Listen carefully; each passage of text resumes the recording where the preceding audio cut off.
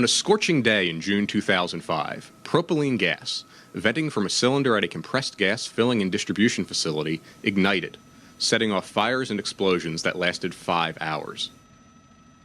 The accident occurred at the Praxair Company, located near an historic residential district in St. Louis, Missouri. Exploding cylinders were propelled into the neighborhood. Fortunately, no one was injured, although the flying debris caused property damage to buildings and cars. Everyone at the facility managed to evacuate safely. The U.S. Chemical Safety Board investigated the accident and issued a safety bulletin on the dangers of propylene cylinders exposed to high outside temperatures. The fire at Praxair was serious, and not the only one that has occurred at compressed gas facilities. The accidents show the need for companies to follow best safety practices for outdoor cylinder storage and fire protection. These measures will help protect firefighters and the neighboring communities. The Praxair fire revealed problems with pressure relief valves widely used on propylene cylinders. The valves present a potential danger during hot weather. On June 24, 2005, St. Louis was experiencing a heat wave. The high temperature that day was recorded at 97 degrees. At Praxair, thousands of compressed gas cylinders containing highly flammable products such as propylene, propane, and acetylene were stored outside in the direct sunlight. As the sunlight beat down on the cylinders, heat also radiated from the asphalt, driving up the temperature and pressure of the gases inside the cylinders. At about 3:20 p.m., increasing pressure inside one cylinder activated its pressure relief valve. Gas pushed against the spring-loaded plug, allowing propylene to flow around it.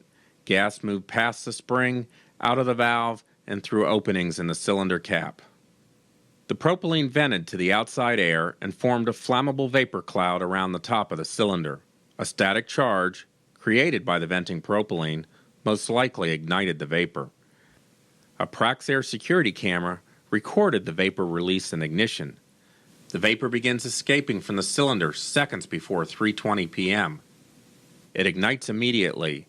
An employee sees the fire and sounds the alarm.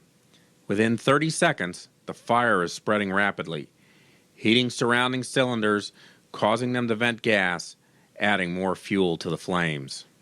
Just over 1 minute after the initial vapor release, smoke begins to darken the facility as the fire rapidly grows out of control. 90 seconds into the incident, the camera records blinding flashes as cylinders begin to explode. Cylinders begin rocketing through the air, further spreading the fire. Because the alarm was sounded quickly, all workers and customers evacuated safely. This news footage, recorded by KMOV-TV, shows the fireballs from exploding cylinders of propylene, propane, and acetylene.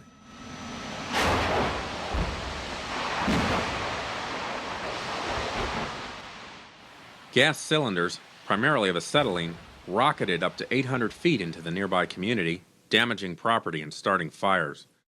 Large fragments were later found on sidewalks, front and back yards, and parking lots. One piece landed near a yard where children were playing. Cars were set ablaze. One flying cylinder knocked this hole through the wall of a residential townhouse. Fortunately, no bystanders were injured by the flying debris. Although firefighters set up remote water sprays, they had to remain at a distance and could not enter the facility. An estimated 8,000 cylinders were destroyed by the fire, which took 5 hours to control. The St. Louis Medical Examiner attributed the death of one resident to an asthma attack triggered by the noxious smoke and fumes from the fire. This accident occurred because a propylene cylinder vented highly flammable gas into the open, where it could easily ignite.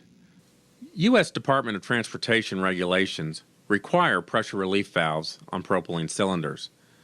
But the CSB found that the pressure relief set points, specified in industry standards, are too low for propylene and allow the gas to begin venting during hot weather, well below pressures that could damage the cylinders. Not only are the specified set points too low for propylene, the CSB found that some valves begin releasing gas even before the pressure reaches the set point. Finally, we found that each time a pressure relief valve opens, its performance deteriorates, making it more likely to vent gas at too low a pressure in the future. In addition to the incident at Praxair St. Louis, the CSB investigation looked at 3 similar incidents, including this one at the Air Gas Distribution Facility in Tulsa, Oklahoma in August 2003, a fire and explosions at the Air Liquide plant in Phoenix, Arizona in June 1997, and a fire at Praxair's Fresno, California facility in July 2005, just 1 month after the accident at the company's St. Louis facility. All involved the ignition of leaking propylene, and all occurred on hot summer days with temperatures above 100 degrees. This video, shot by the Tulsa Fire Department as firefighters sought to contain the 2003 fire, shows the extensive off-site damage that occurs from cylinders rocketing into nearby communities, setting fire to homes, vehicles, and businesses. Gas cylinder fires spread very quickly, and exploding cylinders put firefighters' lives at risk and endanger the public. The CSB's Safety Bulletin recommends a number of best practices for cylinder storage and fire protection. We urge companies to install fixed fire protection systems, such as fire monitors or water deluge systems, which can cool cylinders and prevent the fire from spreading during the first critical moments after ignition. Gas release detectors can be used in storage areas to sound alarms and trigger fire protection systems. Barriers such as concrete walls can be installed to confine exploding cylinders to the storage area. The key lesson from the CSB's investigation is that many relief valves still in use today on propylene cylinders could lead to catastrophic fires during periods of hot weather. The CSB recommends that the Compressed Gas Association, the industry's primary safety organization, revise its standards for propylene relief valves.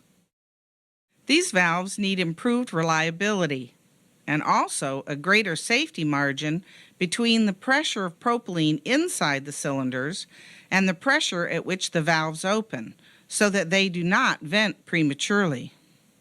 Some compressed gas distributors, including Praxair, are already replacing relief valves on propylene cylinders. Propylene cylinder fires and explosions can be prevented. Thank you for watching this CSB safety video. For more information about the Praxair accident and the CSB Safety Bulletin, please visit our website at csb.gov.